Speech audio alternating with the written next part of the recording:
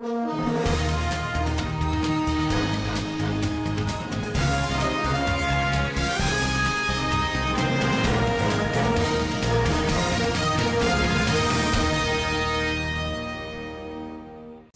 State First Lady Aisha Matawale named TB champion of the state. Court stops Governor Ganduje from creating Kano State Council of Chiefs. Again, Aisha Buhari blows hot on Maman Daura as fresh crisis hits Aso Rock.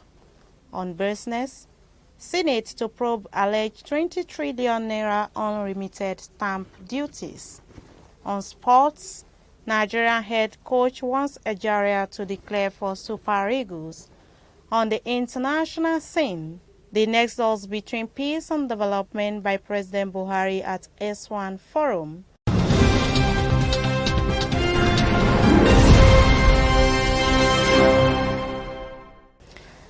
Welcome to Standard Voice Television News. I am Musa Joy Unyoza, and reading with me today is Samira Ibrahim. Thank you for joining us. Now the news in detail. The First Lady of Zamfara State, Hajia Aisha Matawale, has been named the tuberculosis champion of Zamfara by the country's First Lady, Hajia Aisha Buhari. Her emergence was informed by her unrelenting quest for a better life for women in the state and her humanitarian works, which has been outstanding in Zamfara State. The Zamfara State First Lady was given the honor during the peer review meeting on issues concerning maternal mortality, which took place at the Presidential Villa on Monday, 9th December 2019. The Nigerian First Lady during the meeting charged the First Ladies to work on reducing the rate of death of women as a result of tuberculosis. In the meeting, the Zamfara State First Lady reiterated her determination and that of her husband, the Governor of Zamfara State, Dr. Bello Matawale, on improving the life and general well-being of Zamfara State women and children. She recalled that Governor Bello Matawale had declared free medical care for women and children in the state. The First Lady, according to her Director of Press, has taken the responsibility with joy, and she is already making plans for its implementation across the state. Reacting to the new development, the Special Advisor on Media to the First Lady, Amina Ibrahim, said Her Excellency's title as Jaroma Guso, which means Heroine of Guso, is yielding result. A Kano High Court presided by Justice A.T. Badamasi on Tuesday stopped Governor Abdullahi Ganduje from establishing Kano State Council of Chiefs and appointment of members. Soles Bears recalled that Ganduje appointed Emir of Kano, Malam Muhammad Sanusi, on Monday as chairman of the councils with other members. Soles Bears reports that the plaintiffs in the suit are the Kano Emirate Kingmakers, which include Yusuf Nabahani, Madakin Kano, Abdullahi Sarki, Ibrahim Mahama Kano, Bello Abubakar Sarkin Dawaki Mai Tuta, and Mukhtar Adnan Sarkin Ban Kano. The defendants in the suit are Speaker, Kano State House of Assembly, first respondent, Governor of Kano State, third respondent, Attorney General of the Kano State, fourth respondent, Tafida Abubakar Ila, fifth respondent, Ibrahim Abdul Qadir Gaya, sixth respondent, Ibrahim Abubakar, seventh respondent, and Aminu Ado Bayero, eighth respondent. The court granted an order of interim injunction restraining the third respondent, Abdullahi Ganduje, from taking away the functions and powers of the applicant under the Kano State Emirates Council Law 2019. The order was granted upon hearing Barrister Siraj Saida, signed in a motion ex parte dated December 9th, attached with court processes as well as exhibits. The presiding judge, Justice Ahmed Tijani Badamasi, then adjourned to 17th December for hearing of the motion on notice. The First Lady of Nigeria, Aisha Buhari, has alleged that Alhaji Maman Daura gave a presidential directive without her husband's knowledge. Until recently, Maman Daura, a nephew of President Muhammadu Buhari, lives in glass house inside the presidential villa. The feud between the First Lady and Daura's family worsened in October when she returned from a 2-month foreign trip. It became public knowledge when a video of the president's wife asking questions and making comments about being locked out of a room and demanding that some people should pack their belongings went viral. The First Lady, in a statement personally signed and made available to Daily Trust on Wednesday morning, said the directive scrapping the office of the First Lady was issued by Maman Daura using a presidential spokesperson, Garuba Shehu. Garuba Shehu has gone beyond his boundaries. The House of Representatives on Tuesday directed the Niger Delta Development Commission (NDDC) to pay its existing liabilities through the implementation of its 2019 budget. The House gave the charge while the interim management of NDDC, led by its acting managing director, Osato Iyasere Arenyinka, appeared before the House Committee on NDDC to present its 2020 budget. The chairman of the committee, Olubunmi Tunji Ojo, lamented the widespread infractions in NDDC under its former management, which he believed hampered the implementation of the Commission's 2019 budget. He said the House was concerned because the rot in the Commission has deprived the people of the Niger Delta of the needed development. It will be recalled that the House had resolved that it will only consider NDDC's 2019 budget implementation before it will later act on its 2020 budget proposal. Mrs. Tunji Ojo said, as part of the measures to comply with the resolution of the Committee on NDDC's 2019 budget, the Commission must present the list of all contractors being owed, adding that payment to claims will only be made after a thorough verification and approval of the committee. The chairman of the committee also said that the NDDC must also recover over 1 trillion naira it is being owed by various entities to have it offset its liabilities. Meanwhile, in her presentation to the committee, acting NDDC Managing Director Mrs. Osato Iyasere Arenyinka said that over 346 billion naira was proposed by the NDDC in 2019 budget based on assumption of improved revenue inflow. The acting MD said the new management has uncovered fake claims on projects by various contractors.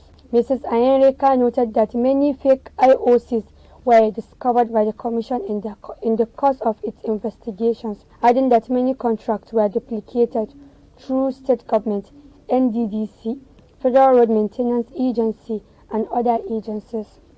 She said that many contractors have also been issued certificates for projects not executed, saying the Commission will fish out persons that authorized or issued the certificates. Nigeria's House of Representatives on Tuesday resolved to investigate ministries, departments and agencies, MDAs, abusing project funds.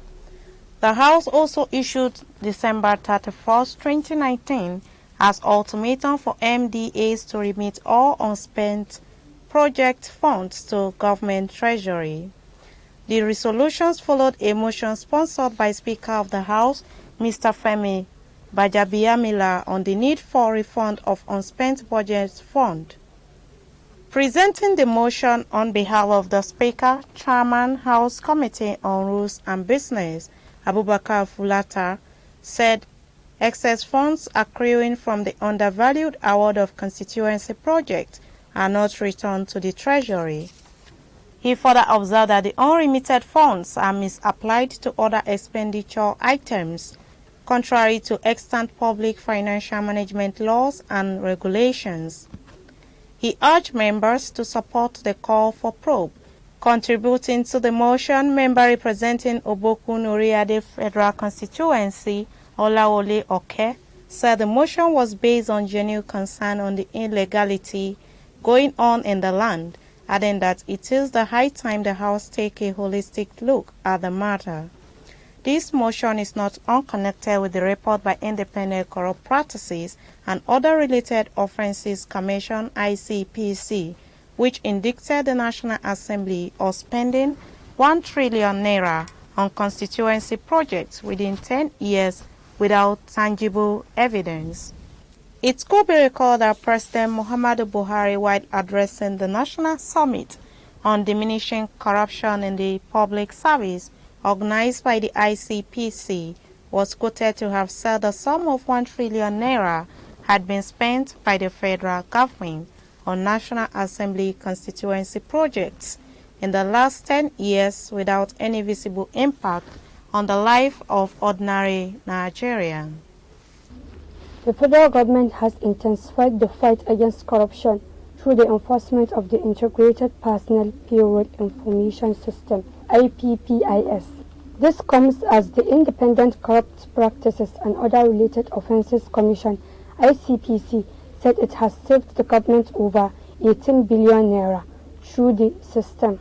The Director of Public Enlightenment at the Anti-Graft Agency, Mrs. Okoduwa, made the disclosure on Tuesday during her appearance on Channels TV's Sunrise Daily. She noted that some ministries, departments and agencies that were not on IPPIS have been made to join the scheme as a result of the development. The ICPC spokesperson stressed that it is even more than 18 billion naira right now, and the Ministry of Finance is capturing them now on IPPIS, but their personal expenditure alone were restrained over 18 billion naira. She recalled that the agency launched a system study review at the National Summit on Diminishing Corruption in the Public Service, which was held in Abuja on November 19. The report, she noted, identified some health and education institutions as the worst culprit in padding budget allocated to payment of personal salaries. Mrs. Okoduwa highlighted a situation where the Federal Medical Center (FMC) Bayelsa State had over 900 million naira as surplus in its salary post. She explained that the case was flagged while the management team of the center was summoned to clarify the rationale behind the surplus uncovered. As the Kaduna Urban Renewal Project gathers momentum, the Kaduna State government has announced alternative routes to ease traffic congestion arising from the ongoing road construction activities within Kaduna metropolis. The Kaduna State government regrets the inconvenience caused to motorists, commuters and pedestrians by the road construction projects. To minimize the temporary disruption to travel time and promote safety by keeping the public away from construction sites, traffic in the affected areas will be diverted to alternative routes. Traffic intended for Yakub Gowon Way would be diverted until its upgrade is completed. A temporary U-turn will be opened along Amodu Bello Way between Leventis roundabout and Nepa roundabout to ease flow of traffic. This will allow vehicles that intend to follow Yakubu Gowon Way to now pass through Kanta Road beside NNDC building and divert to Bida Road before making a detour to Lafia Road just before the Central Bank of Nigeria (CBN).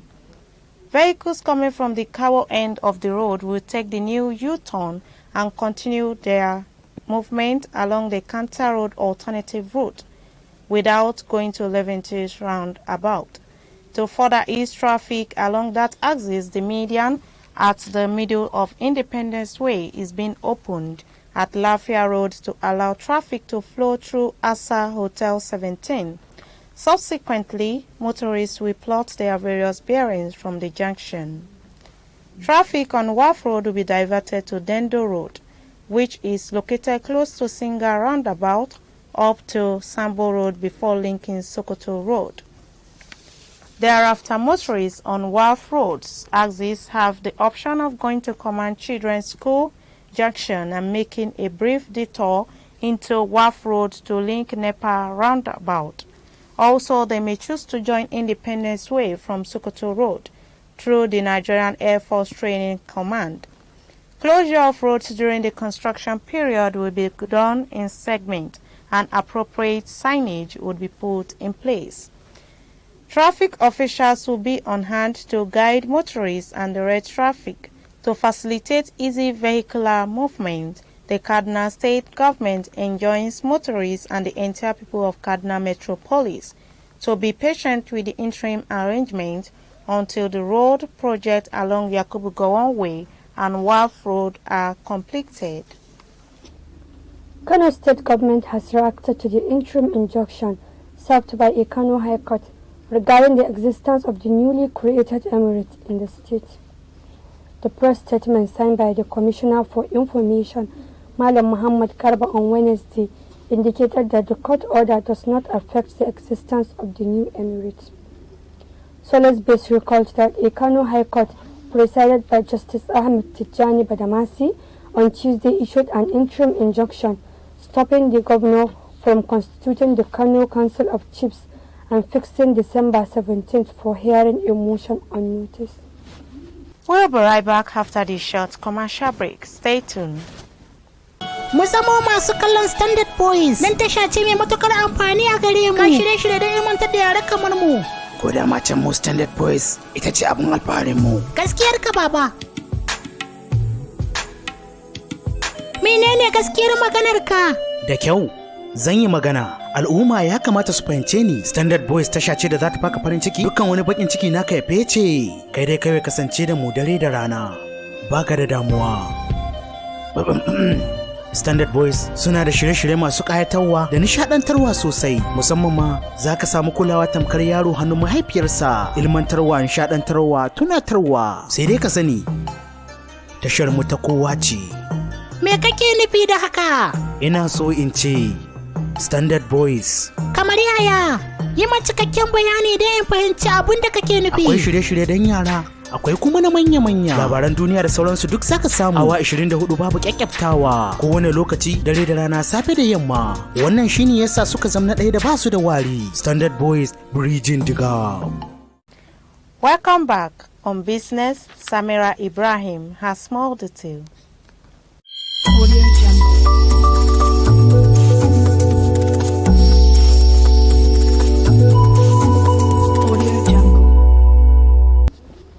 In a bid to unravel a large 20 trillion unremitted stamp duties revenue due to the federal government of Nigeria from banks and financial institutions, the upper legislative chamber on Tuesday mandated its Committee on Finance to investigate the allegation. The revenue was expected to be remitted through the Nigeria Interbank Settlement System (NIBSS) and financial accountability of stamp duty collections from 2016, when the CBN officially directed all banks to collect on behalf of the federal government to date. In a motion sponsored by Senator Akinyelure Patrick Ayo, Ondo Central, and co-sponsored by 41 others, observed that Nigeria has projected revenue of over 2.5 trillion annually from payment of stamp duties from the financial service industry since 2016.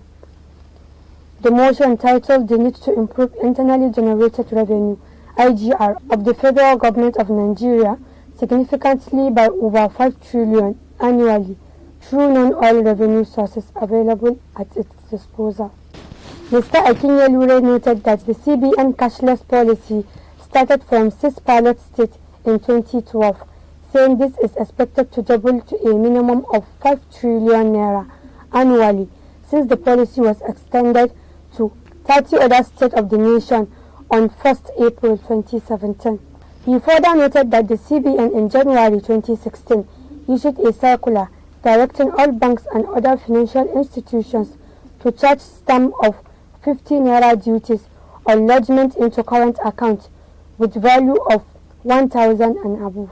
Consequently, Senator Akinyelure bemoaned CBN and NIBSS inability to comply with the presidential directives for the recovery of over 20 trillion revenue into the coffers of the government of Nigeria. And on sports, Sufyan Abubakar has small detail.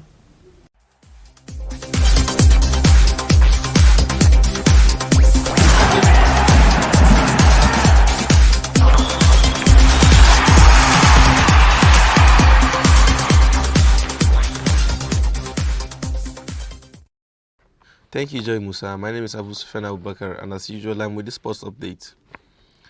Nigeria's national team head coach Garnet Rowe has urged the Nigerian Football Federation (NFF) to focus on getting Ovi Ejaria rather than QPR's Eberechi Eze to play for the national side.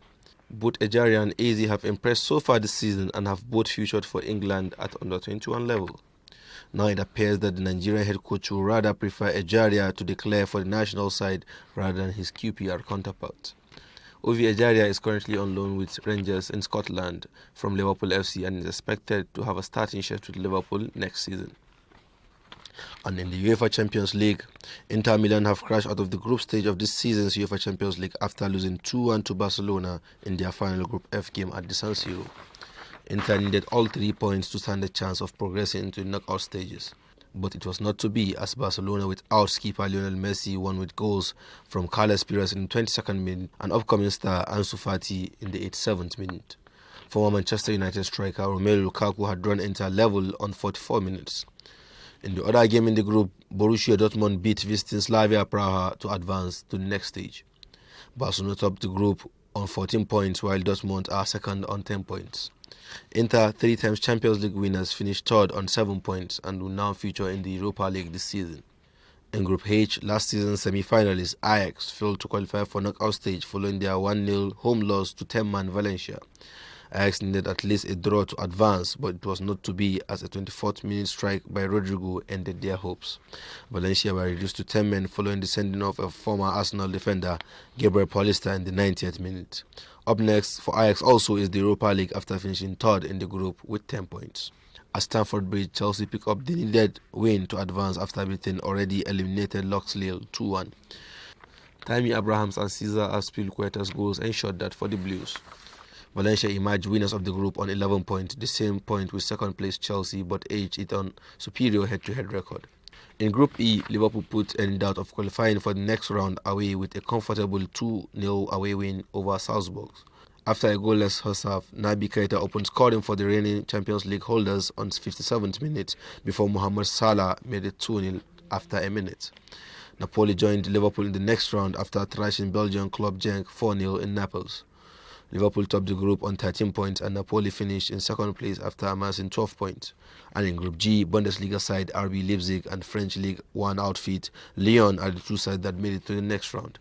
Zenit St. Petersburg will play in the UEFA Cup. And on the ongoing Standard Voice football competition, Zamcharity defeated Damba FC on Monday 1-0 to progress to the final. And we saw celebrities defeated famous Zamfarians on Tuesday on penalties to meet Zamfara Charity for the finals. The date of the finals will be communicated to viewers in due time. And that's all we have on sports today. Back to Joy in the studio. Thank you, Sufyan. And on the international scene,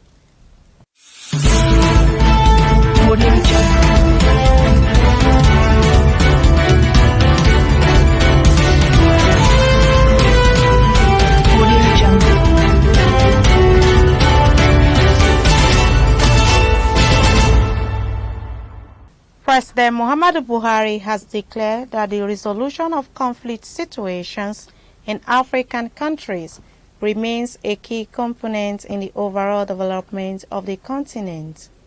Speaking on Wednesday during the opening session of the ongoing S1 Forum for Sustainable Peace and Development in Africa, taking place in the Egyptian town, the president said, as Africans, it is important to focus on the issues of conflict prevention and resolutions.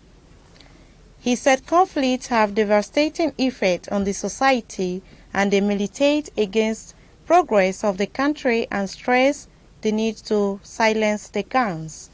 President Buhari equally emphasized that massive investment in transportation infrastructure was necessary for African economic resurgence, as this would facilitate the African Free Trade Area Agreement recently signed on by the continental leaders. He said Africa should embark on the provision of transport connectivity by enhancing the development of roads, rail and air links, which will ease the free movement of persons, goods and services within the continent. In this regard, Nigeria have already commenced an aggressive drive to upgrade its rail transport system and road networks across the country. President Muhammadu Buhari reaffirmed his commitment to promote free trade within and amongst Africans. To realize its Pan-African vision of an integrated, prosperous and peaceful Africa driven by its own citizens and representing a dynamic force in the global arena, President Buhari declared that Nigeria had taken the strategic decision to bring down barriers that have hindered the free movement of our people within the continent by introducing the issuance of visa at the point of entry into Nigeria to all persons holding passports of African countries, with effect from January 2020. The Nigerian leader also stated that Africa must take its destiny in its own hands by minimizing reliance on donor funding for the execution of its vital peace, security, and development agenda. According to him, Nigeria is not only host to the sub-region body ECOWAS, but has also been supporting substantially the ECOWAS budget up to about 60%. Nigeria has been funding by almost 100% of the operations of the multinational joint task force fighting Boko Haram terrorists in the Lake Chad Basin. That has been the news from Standard Voice Television. To end the news, a quick look at the major headlines.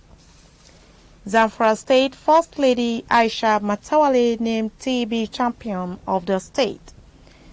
Court stops Ganduje from creating Kano State Council of Chiefs. Again, Aisha Buhari blows hot on Maman Daura as fresh crisis hits Aso Rock. On business, Senate to probe elect 20 trillion naira unremitted stamp duties. On sports, Nigeria head coach wants Ejaria to declare for Super Eagles.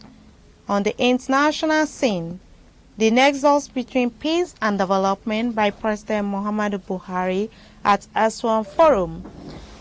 All these and other stories of the Svtv can be viewed via our social media platform.